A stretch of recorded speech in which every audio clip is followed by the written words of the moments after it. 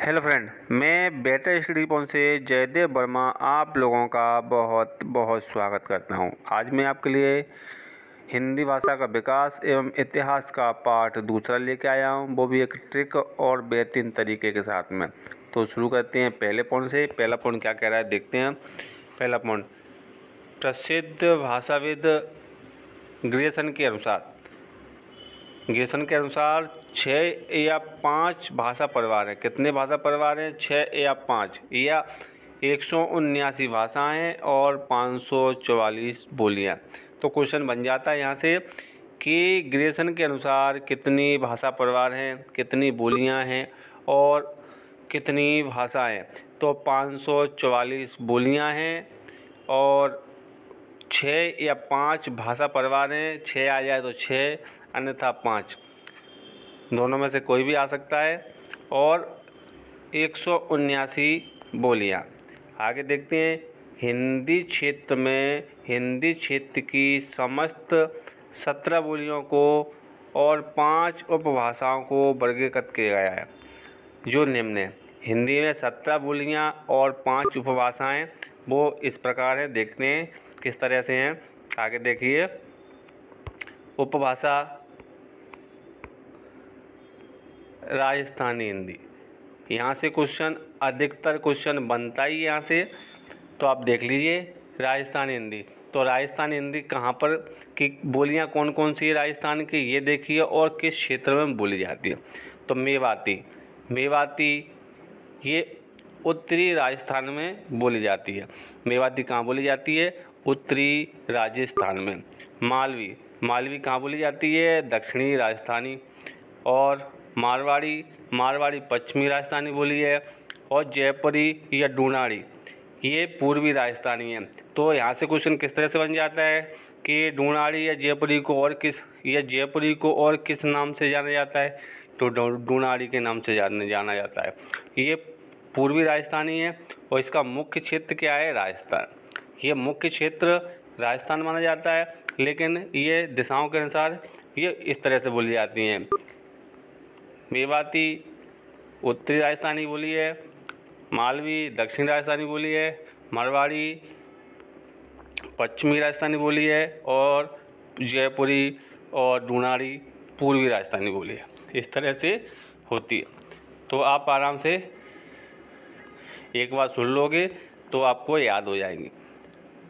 आगे देखिए। अगला क्या है? अगली उपभाषा कौन सी है? पश्चिमी हिंदी में कौन कौन सी बोली आती हैं? कोरवी या खड़ी बोली, बांगरू या हरियाणी। इनको ही बांगरू या हरियाणी, कोरवी या खड़ी बोली, ये इनको ही खड़ी बोली को कोरवी या बांगरू को हरियाणी कहती हैं और खड़ी बोली को कोरवी कहा जाता है। इस तरह पूछा जाता है कोरवी को और किस नाम से जाना जाता है? तो कोरवी को खड़ी बोली के नाम से भी जाना जाता है, या खड़ी बोली को और किस नाम से जाना जाता है? तो कोरवी के नाम से जाना जाता है।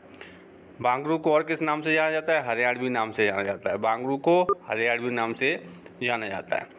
ब्रजभाषा, बुंदेली, कन्नौजी, ये पश्चिमी हिंदी की बोलियाँ कौन सी है? एक बार फिर देख लो। कोरवी या खड़ी बोली, बांगरू या हरियाणवी, ब्रजभाषा, बुंदेली और कन्नौजी। ब्रजभाषा, बुंदेली, कन्नौजी, कोरवी या खड़ी बोली, बांगरू या हरियाणवी, ये पश्चिमी हिंदी बोलियाँ हैं। इनका मुख्य क्षेत्र कहाँ पर बोली जाती हैं? हरियाणा या उत्तर प्रदेश में ये बोली जाती हैं। आगे देखिए अगली उपभाषा कौन सी है? अगली उपभाषा पूर्वी हिंदी। तो पूर्वी हिंदी की बोलियाँ कौन कौन सी है देखते हैं। अवधी, बघेली, छत्तीसगढ़ी,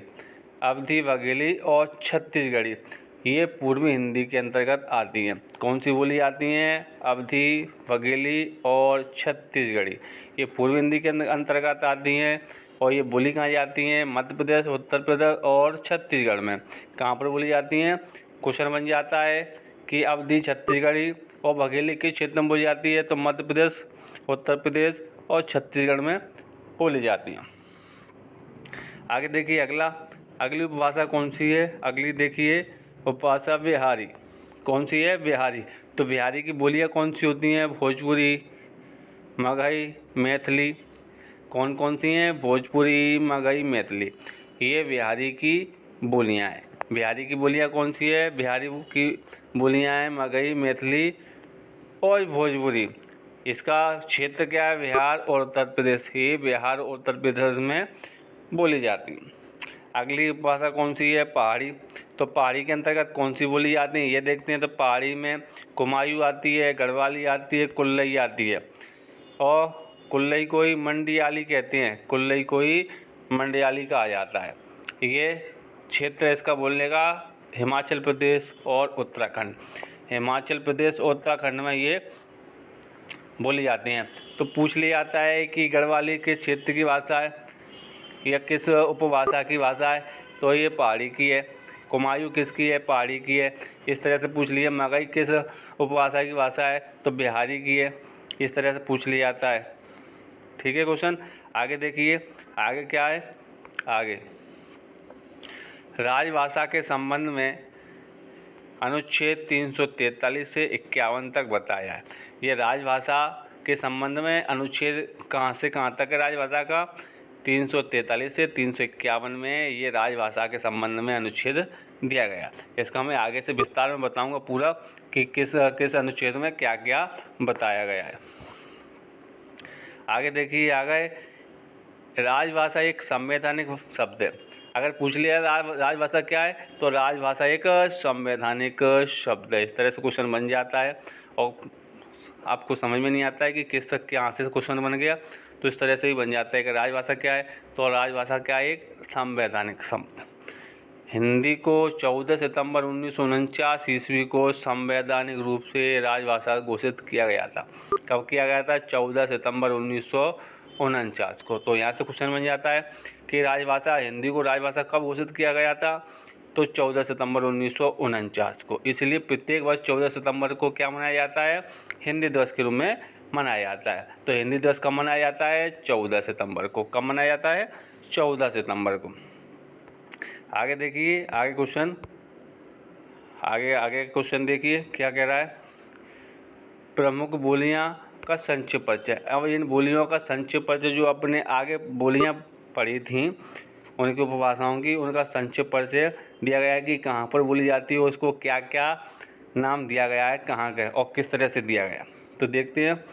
कौरवी या खड़ी बोली। कौरवी और खड़ी बोली का मूल नाम, तो इसका मूल नाम कौरवी है। खड़ी बोली का मूल नाम क्या है? खड़ी बोली का मूल नाम क्या है? कौरवी। अगर पूछ लिया खड़ी बोली का मूल नाम क्या है? कौरवी है। जिसके साहित्यिक भाषा बनने के बाद कौरवी का नाम खड़ी बोली पड़ा। खड़ी बोली कब पड़ा था? जब इसके साहित्य रचना होने लगी। इसकी साहित्य रचना होने लगी तब इसको खड़ी बोली कहने लगे। खड़ी से अर्थ होता है खरी। खरी अर्थात शुद्ध या ठेठ की हिंदी बात, ठेठ की हिंदी बोली। खड़ी का मतलब खरी, शुद्ध या ठेठ की शुद्ध हिंदी बोली, ठेठ की हिंदी बोली। खड़ी बोली को अनेक नामों से भी जाना जाता है। अब इसको किस किस नाम से जाना जाता है? क्वेश्चन बन जाता है यहाँ से। हिंदवी, हिंदवी, दक्षिण और रेक्ता किस किस नाम से जाना जाता है? हिंदवी नाम से, हिंदवी, दक्षिणी, रेक्ता, हिंदुस्तानी। इन नाम से कौरवी या खड़ी बोली को जाना जाता है। और डॉक्टर ग्रेसन ने इसे वर्नाक्युलर हिंदुस्तानी कहा है। क्या कहा है? वर्नाक्युलर हिंदुस्तानी। तो पूछ लिया जाता है कि ग्रेसन ने खड़ी बोली को किस नाम से पुकारा या किस नाम से बताया है? तो वर्नाकुलर हिंदी। तथा डॉक्टर सुनीत कुमार चटर्जी ने, डॉक्टर सुनीत कुमार चटर्जी ने क्या कहा है? खड़ी बोली को जनपदीय हिंदी। क्या कहा है? जनपदीय हिंदुस्तानी। क्या कहा है? जनपदीय हिंदुस्तानी। किसने कहा है? सुनीत कुमार चटर्जी। सुनीत कुमार चटर्जी ने खड़ी या कौरवी बोली को जनपदीय हिंदुस्तानी के नाम से दिया है उन्होंने। आगे देखिए, आगे और क्या है खड़ी बोली के लिए। खड़ी बोली या कौरवी बोली के बोले जाने वाले क्षेत्र, ये बोली कहाँ जाती है, इसका क्या क्या क्षेत्र है, तो ये कहाँ पर बोली जाती है, मेरठ में बोली जाती है खड़ी बोली, बिजनौर में, मुरादाबाद में, रामपुर में, सहारनपुर में, देहरादून और अम्बाला ज़िलों में बोली जाती है। तो पूछ लिया जाता है, कई बार क्वेश्चन बन जाता है कि खड़ी बोली या कौरवी बोली किस क्षेत्र में बोली जाती है, या इस तरह से क्वेश्चन बन जाता है कि मेरठ में कौन सी बोली बोली जाती है, बिजनौर में कौन सी बोली जाती है, सहारनपुर में, रामपुर में, ये यहाँ पर किस तरह की बोली बोली जाती है। तो यहाँ पर खड़ी बोली या कौरवी बोली बोली जाती है कहाँ पर, मेरठ में, बिजनौर में, मुरादाबाद में, रामपुर में, सहारनपुर में, देहरादून और अम्बाला, इन ज़िलों में खड़ी या कौरवी बोली बोली जाती है। आगे देखिए, इनमें मेरठ की खड़ी बोली आदर्श और मानक मानी जाती है। जो मेरठ में बोली जाती है उस खड़ी बोली को आदर्श और मानक माना जाता है। तो यहाँ से भी क्वेश्चन बन जाएगा, छोटा मोटा क्वेश्चन बना सकते हैं एग्जाम्पल कि किस ज़िले की खड़ी बोली को आदर्श और मानक मानी जाती है। तो कहाँ की मानी जाती है, मेरठ की। किस ज़िले की मानी जाती है आदर्श और मानक खड़ी बोली, मेरठ ज़िले की। भारतीय संविधान में खड़ी बोली को राजभाषा के रूप में स्वीकृत किया गया था। इसका साहित्यिक गद्य के रूप में सर्वप्रथम प्रयोग, इसका साहित्यिक गद्य के रूप में सबसे पहला प्रयोग किसने किया था, लल्लू लाल जी ने। लल्लू लाल जी ने किया था सबसे पहला प्रयोग किसका, खड़ी या कौरवी बोली का। अब कौन सी उनकी कृति थी, प्रेम सागर। तो प्रेम सागर में किया था किसने, लल्लू लाल जी। तो इस तरह से यहाँ से भी क्वेश्चन बन जाता है कि लल्लू लाल जी द्वारा कौन सी कृति लिखी गई है, प्रेम सागर। और प्रेम सागर किस भाषा में लिखी गई है, तो खड़ी या कौरवी बोली में। तो यहाँ से भी दो तरह से क्वेश्चन बन सकता है।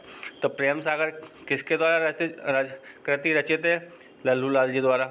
प्रेम सागर किस भाषा से लिखी गई है, खड़ी बोली या कौरवी। ठीक है, आगे देखिए,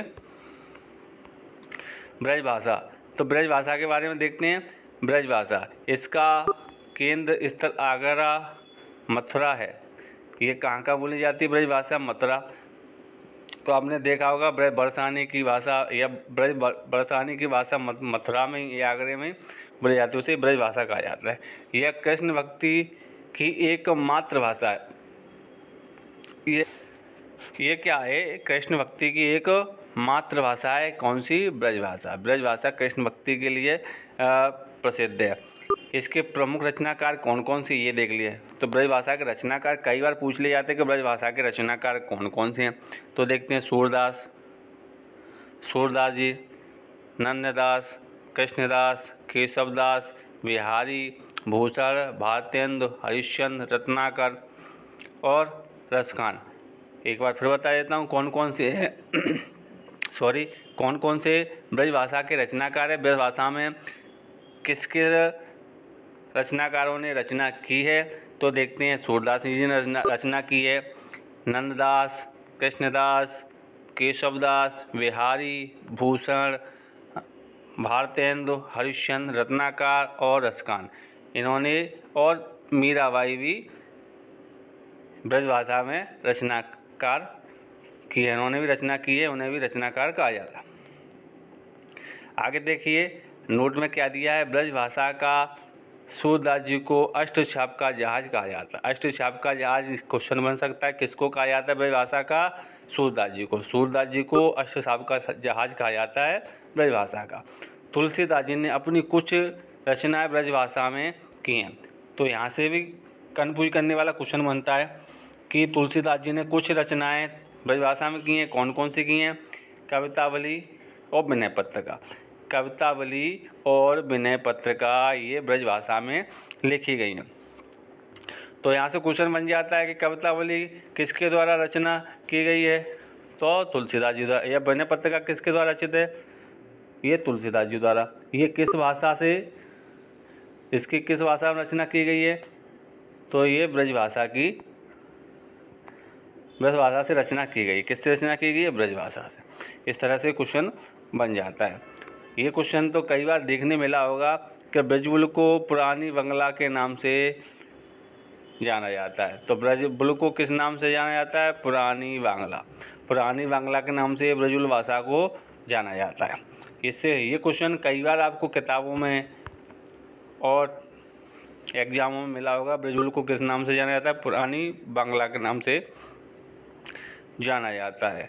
अगर आपको मेरा वीडियो अच्छा लगा हो तो वीडियो को लाइक, शेयर और सब्सक्राइब करना ना भूलें, जिससे आने वाला वीडियो आपको समय से मिल सके। ओके, थैंक यू, धन्यवाद।